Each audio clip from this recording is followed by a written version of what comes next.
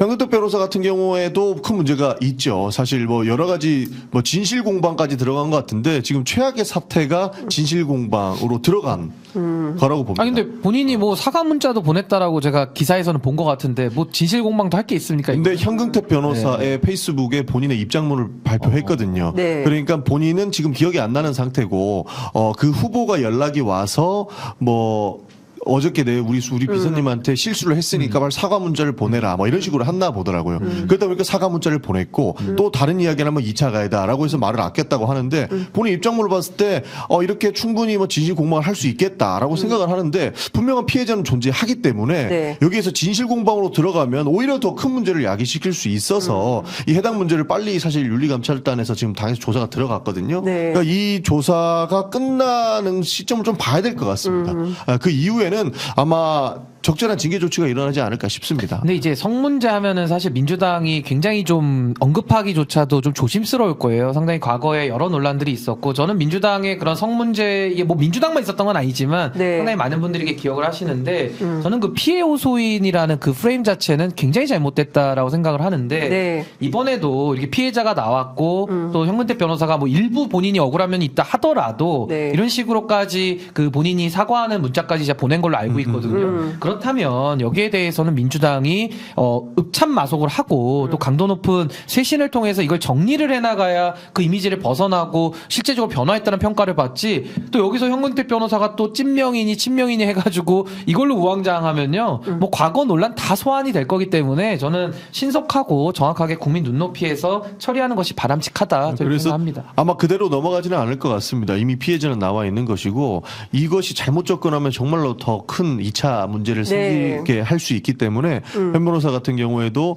바로 그 직접 당대표가 윤리감찰을 지시했으니까요. 네. 이 어떤 사실관계들을 따져볼 것이고 네. 아마 현근택 변호사도 이 해당 문제에 대해서 그러니까 성과 관련된 이 사건 문제에 대해서는 본인이 너무나도 잘 알고 있기 때문에 더 새롭게 뭔가를 발생시키거나 하지는 않을 겁니다. 근데 이 내용 자체는 저도 이제 피해자의 일방적 진술만 지금 현재 보도가 된 거라서 사실 뭐 다 옮기긴 제가 어렵지만은 그 내용들을 들어보면은 좀 수위가 상당히 좀 이 성희롱도 수위가 있잖아요. 상당히 좀 심각해서 저는 그런 것들이 본인이 사적인 자리에서 그런 뭐 편한 자리니까 이렇게 한다라고 하지만은 요즘에 그런 사회적 통념이 통용되지 않는 시대거든요. 그래서 네. 조금 이런 부분들은 뭐 민주당에서 좀 신속하게 정리하는 게 맞다. 네. 이 문제를 처리하는 과정에서 이재명 대표가 이제 병상에 계실 때 정성호 의원, 친명계 좌장이라고 불리는 분인데 그 징계 수위를 놓고 엄중경고냐 컷오프냐 이런 단어가 들어간 문자 메시지를 주고받은 게 또 카메라에 포착이 됐어요. 윤리감찰 지시 전에 이런 것이 나왔는데 그냥 선배한테 물어보는 의견 정도 조언 구하는데 그것도 못하냐 이제 이런 민주당의 주장이 있고 이게 사실은 이재명 대표의 사당화의 증거다라고 이제 원칙과 상식 쪽에서는 또 비판을 하고 있고 또 국민의힘은 또 당연히 비판을 하고 있고 이렇습니다. 사당화였으면요 이런 문자 메시지 포착도 안 될 겁니다. 그냥 이재명 대표가 이렇게 하세요 저렇게 하세요 하면 모든 것이 다 이루어질 건데 네. 지금은 뭐 친명계든 비명계든 이재명 대표가 실제로 이야기를 뭐 문자 메시지를 통해서든지 전화로 통해서든지 다 하고 있거든요. 조홍천 의원도 밝혔다시피 뭐 무엇이 문제냐라고 이재명 대표가 물어왔다라는 거 아닙니까? 네. 만약에 사당화였으면 자 일사불란하게 착착착착 됐을 거라고 생각을 합니다. 그러나 기본적으로 이런 문자 메시지도 답장을 주고받고 자신의 의견을 피력하고 그다음에 자신에게 쓴소리하는 사람들은 무엇이 문제가 있는지 한번 들여보려고 노력하는 것 이 자체가 사당화에 반대되는 근거라고 저는 생각을 하거든요. 그런 측면에서 이런 사유들이 사당화의 근거다라고 해서 우리는 뭐 당신과 결을 같이 할 수 없다라고 하기에는 참 아직 논란거리가 있다라고 생각합니다. 근데 저는 우선은 좀 정성호 의원도 필름 좀 사서 좀 붙여드리고 싶은 마음이 일단 들고 뭐 한두 번 찍힌 게 아닌데 그러니까 이제 이게 의도적으로 흘렸냐 아니냐 또 이거 논란이 또 붙더라고요.